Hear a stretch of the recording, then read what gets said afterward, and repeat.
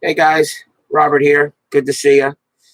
Thought I'd show myself for a little bit and talk to you guys a little bit about the 1985 season review and selection and review here. We're about to go ahead and we're going to go ahead and review the 1985 inside pitch season. Feel free to chat with anything you want on the chat. Steeler fan says, hello there. How you doing there, Steeler fan? Good to see you, Matt. Had my first day of work today. First day of work back in a year. And I am exhausted and in pain. But my body will remember how to work again.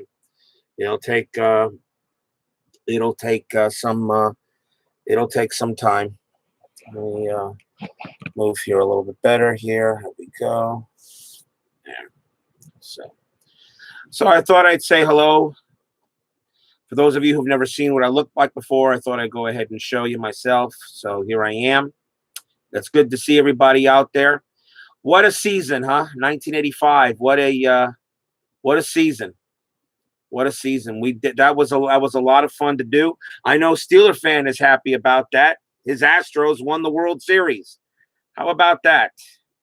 From being no hit out of the playoffs in the 1994 season restart, and Steeler fans, Astros go ahead in 1985 season replay. They go all the way through. What an amazing playoff run they had. That was what an amazing playoff run. Really, really, really was. I got to give some credit to them. The dice really went the Astros' way. Walk-off double by Glenn Davis to win it in the bottom of the ninth inning last night. 4-1, the Astros beat the Yankees in that World Series. That was really, really interesting. I got to admit, that was very, very interesting. Very, very interesting to see. So, yeah, and Tim Pepper joins us here at my home. As you can see behind me, a whole bunch of junk and whatever. So, yep, we got a nice little show here tonight. We're going to go ahead and take a look at the book. You'll take a look and see that's going to be a double. Glenn Davis smacks a double. Wallen comes in to score. It's over. They maul him at the plate. It's over. Astros win it. They win it all. Yeah. And you still haven't forgiven Bill Swift for no-hitting your team 9 years later? Come on. Give him a break. Jeez. You had to live through. I mean, come on. It was worth getting no-hit by Bill Swift in that 1994 NLWCP and the wild card playoff to win the World Series in the next replay, 1985. I mean, come on, man. Give Bill Swift a break here, you know? Give him a break. So it was a pretty good, interesting, it was a very good season. We're going to take a look at through the book. And the votes have been tallied for the next season. And, of course, I will tell you what season that will be at the end of this little broadcast. And the votes have been tallied, and the voting now for the next season is closed. And we start that. The next season will start April 5th.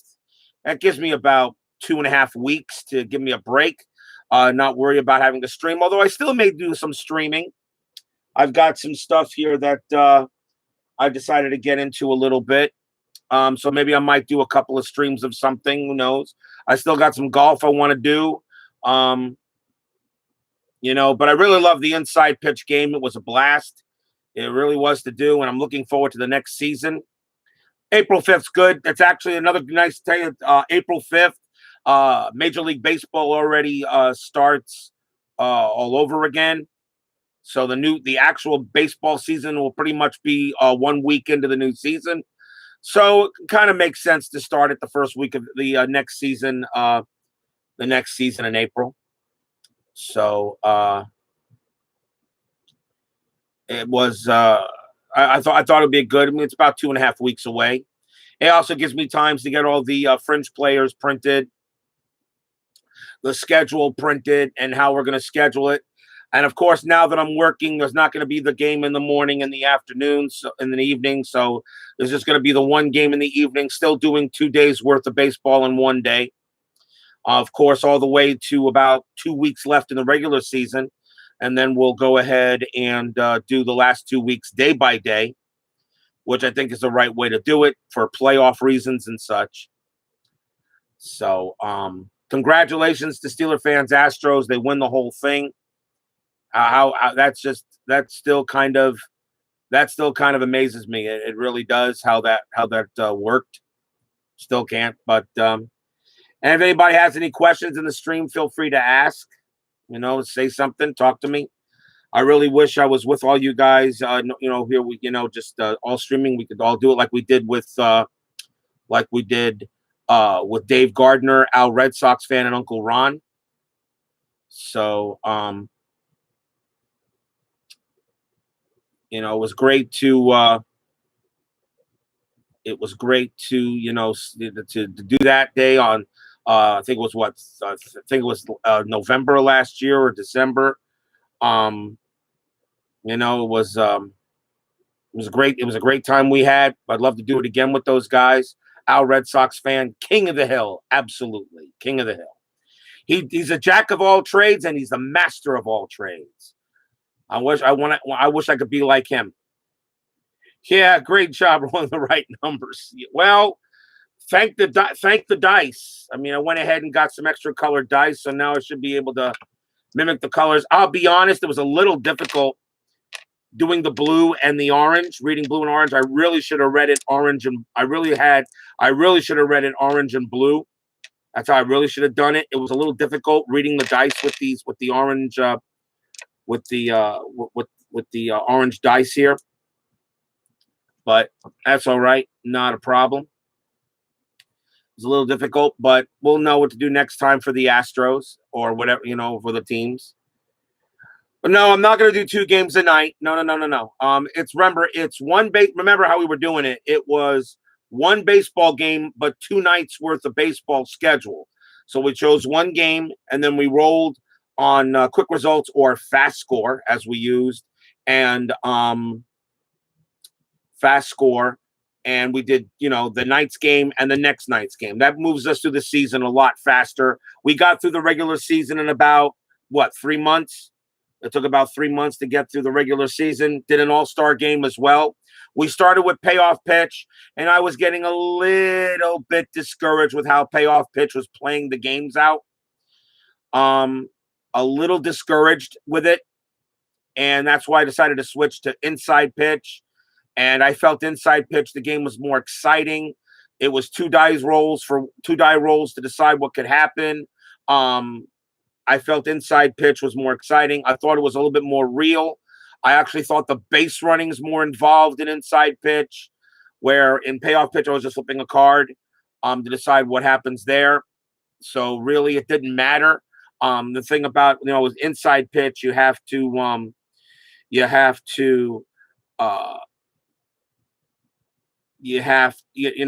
decide. You had to check the base running ratings. Of course, a base runner could automatically be thrown out. That was the one thing I didn't like a little bit about Inside Pitch, is that base runners were automatically trying to take bases when really they probably wouldn't have. So that's why I instituted Fall Classic Baseball and APA have that runner safe rule, where if a team is behind by a certain amount of runs, I automatically call a runner safe, which means that on a base hit to the outfield, now that would be like to 7, 8, and 9. All right. I make a call if I want to send the runners. If not, it's just station to station. And that's if you're down by 5 runs, I really don't think you're going to try to take that extra base. So if you're down by 5 runs or Strat is no longer being rolled. So if you could be down by 3 runs, but it's in the 8th inning and Strat's not being rolled, you're not really trying to take extra bases. You need base runners. So I felt Inside Pitch was a lot more involved with the base running. It took a while to get used to. It's still got a couple of quirks in it, but it's fine. I have no issue with it. To me right now, as I said, I think inside pitch is the most exciting game you can play. And I'm not going to say best, better, worst. I'm not going to say that. To me, inside pitch is the most exciting game to play. All right. That to me is the most, that I think is what makes a game fun. Inside pitch is realistic. We got some realistic games. We got some blowouts, which you do get once in a while. We got blowouts. We got close games. Okay. I added the season ticket baseball rare play chart to it because I felt the rare play chart for inside pitch a little bit monotonous. So by adding the season ticket replay chart, which we use on the ballpark card, if the dice rolls is an even dice roll, we use the season ticket replay chart. If it's odd, we still use the inside pitch rare play chart. And the reason why I still use it is because there are some results on the inside pitch rare play chart that I do happen to like still that the season ticket baseball rare play chart does not have. So that's why I still utilize it. That's why I like utilizing both right now. Chris Davis says he's going to do some updating, maybe doing some updating to the rules. Maybe another chart update, I think. I don't know what he's got in mind. We're expecting more seasons from him. We're expecting more seasons. I think he wants to finish the 60s. Of course, he's got every season for the 70s. I think he wants to finish the 60s, the 50s, and the 80s. I think he wants to do. I do know he wants to get more 2000s in there and some more 90s. I know he wants to at least try to add seasons to fill the gaps in. I think is what he's trying to do. He has still not released a new old season. Of course, he just did 2020 only a couple of months ago. But he only did 2020 a couple of months ago, and he has not released any new season since then. So he has not given anybody any sneak peeks at what's next to be done. I told him, I said he better have 10 seasons done by the end of this year. And I don't know if that's going to happen, but we'll see what he does. I'm pretty sure he'll probably release a season around opening day, like you probably normally would. So you maybe release a new season around opening day baseball. It's a good time to do it. If you want to release a new season, new seasons in your cards and dice game, opening day is a good time to do it. The All-Star game is a good time to do it, and the World Series is a good time to do it. Those the three big events in Major League Baseball: opening day, All-Star game, and the World Series. Those are really the three major events during the baseball season. So if you want to release some new seasons, release three new seasons a year. Release one around opening day, release one around the All-Star break, and then release one at the World Series. I think it makes good sense. Other games I do play, Out of the Park. Baseball is releasing Out of the Park 22. That's coming out in about, I think, 9 or 8 days. I pre-ordered it. Of course, I play it. I get Out of the Park every year. So I do play Out of the Park. Joe Bryan just released this 1972 season, which I have still yet to unbox. I still have it in the packaging. I need to unbox that season. I'll probably do it this weekend.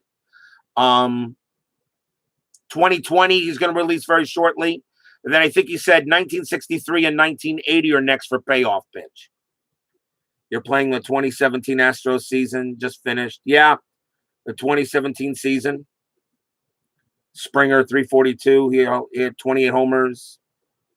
Yeah, Stratomatic. It's just Stratomatic. I'm sorry. I just hate the 50-50. I really do. I just hate the 50-50. You bring in your best pitcher, and then you you have three batters, and they all come off the batter's card. I don't know. Yes, and inside pitch, it's possible. The pitcher, okay, the pitcher can just get it off the pitcher's card, and the batter don't get a chance. But that's rare. But that's not all the time. That's not all the time. And the only way that occurs if it's a star line, if it's a double star. A double star is the only way the pitcher's card is the only thing used, all right, in order to resolve an at-bat. Any other thing, you go to the batter's card or you go to the ballpark card. I think Chris Davis did a heck of a job with inside pitch, and I can see why I'm actually in love with the ball game. I really am. Anyway, that's 15 minutes of the monologue. How about we take a look at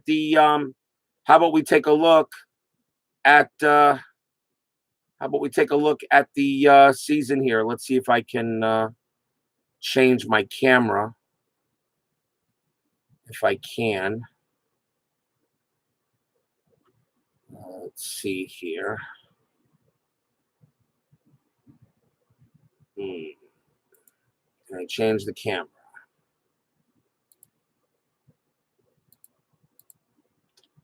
I was hoping I could do it. I don't know if I'll be able to here. I don't know if I can change the camera in the middle of the stream. No, I haven't tried 4th Street Baseball yet there, Keith. I have not done that.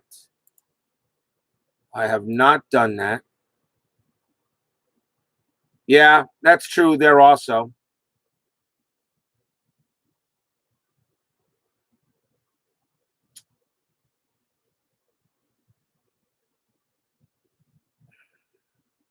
I don't think YouTube allows me to change the camera in the middle of the thing here. Can I? Can't allow. I don't know if I don't know here. I may have to stop and restart. Let's see here. I thought it may do, unless I unplug the camera. I wonder if that does anything. Let's see what happens. If I lose you guys, I'll restart.